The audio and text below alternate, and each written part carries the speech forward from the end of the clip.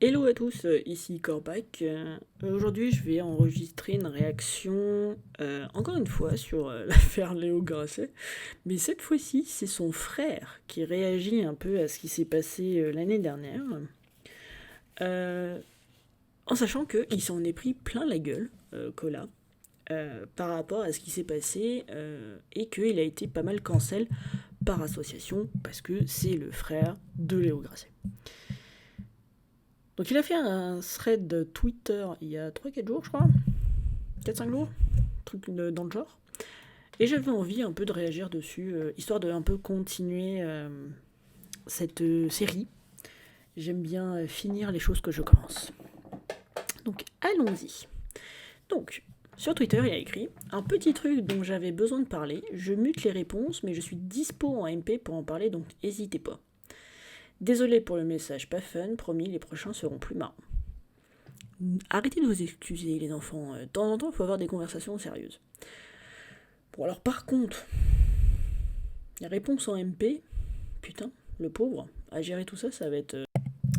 Alors, du coup, il nous a fait un long message.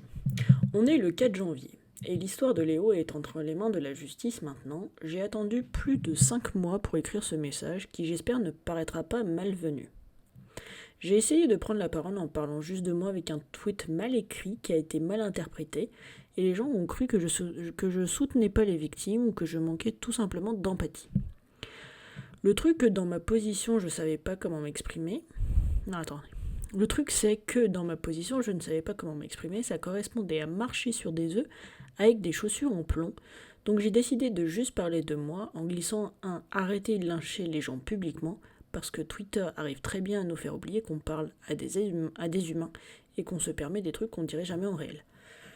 Oui, parce que la vague qui s'est prise sur Twitter, elle était assez énorme. Tout le monde voulait évidemment qu'il dise son petit mot, qu'il dise ce qu'il pense, est-ce qu'il pense que son frère est coupable ou pas. C'est un peu posé. Je trouve ça un peu dur de le mettre dans cette position, parce que lui, il y est pour rien dans l'histoire. C'est pas parce que tu es associé à une telle personne que forcément t'es au courant des trucs, que forcément tu es aussi un peu responsable, que forcément t'es au courant, que forcément tu as une opinion, que forcément t'as envie de t'exprimer. Et puis, c'est pas, entre guillemets, c'est pas son problème.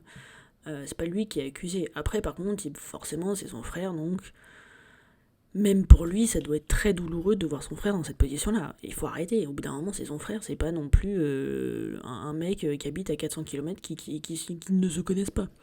Forcément qu'il est touché et que. Voilà quoi. Enfin bref. Alors, le message continue. Alors, je tiens quand même à ajouter que je soutiens totalement la libération de la parole des femmes et j'ai hâte que le monde évolue sur ce sujet. Ok. Je vais vous raconter ce qu'il s'est passé de mon côté. Je me suis fait cancel par association, j'ai vu presque tous mes anciens potes, collègues arrêter de me parler du jour au lendemain parce que le mot a tourné et que la consigne était de m'éviter. Là, on m'a rapporté 2 raisons. Pour me protéger et parce qu'il sait certainement quelque chose. Plot twist, je savais rien du tout. Évidemment. Ça, c'est une attitude un peu à la con d'éviter une personne parce que le frère, la sœur, le père, le beau-père, il a fait une connerie quoi. Enfin, qu'il a supposément fait une connerie. Personne n'allait pour rien, au bout d'un moment. L'être humain. Alors, du coup, ça m'est tombé sur la gueule encore plus fort. Je blâme personne parce que je me mets à leur place et je comprends leurs enjeux.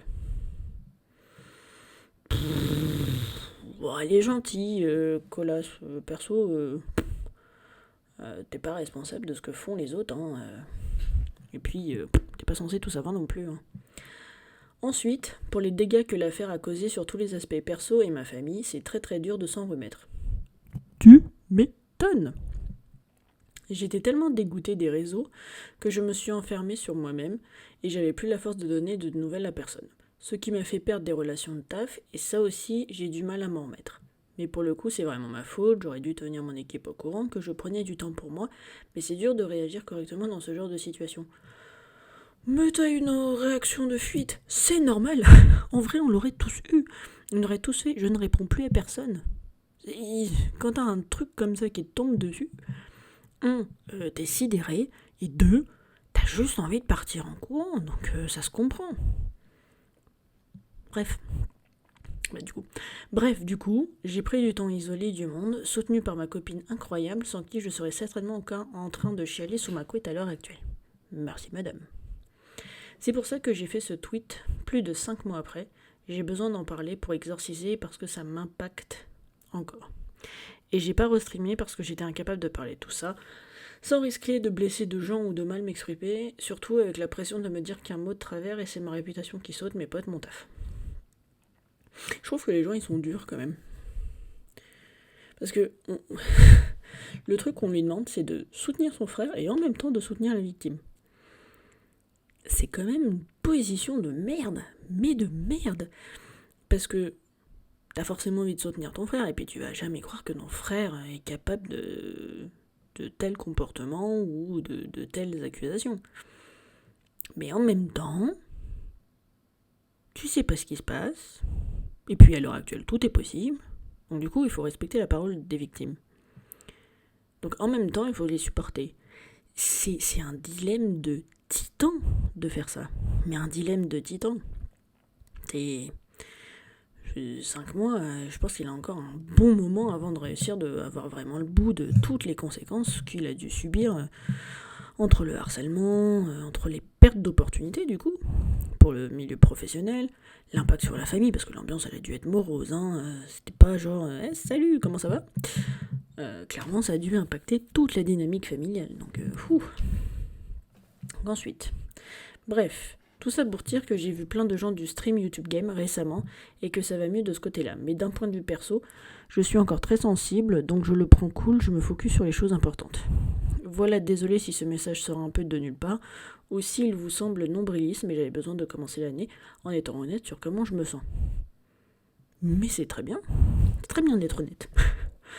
Et je pense que, de toute façon, la personne qui pense que il n'y a eu aucun impact sur la vie de Colas est complètement déconnectée de la réalité et du fonctionnement humain.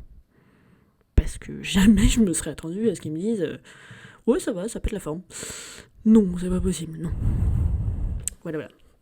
J'espère que vous avez apprécié toute la vidéo. Passez une bonne journée, une bonne soirée ou une bonne nuit, comme vous préférez. Rayez la mention inutile. N'hésitez pas à me laisser des commentaires. D'ailleurs, merci infiniment pour les commentaires sur la première vidéo. J'ai été très très étonnée. N'hésitez pas à vous abonner, tout ça, vous connaissez au bout d'un moment. Et prenez surtout soin de vous, de vos proches. Voilà. Allez, ciao, à la prochaine.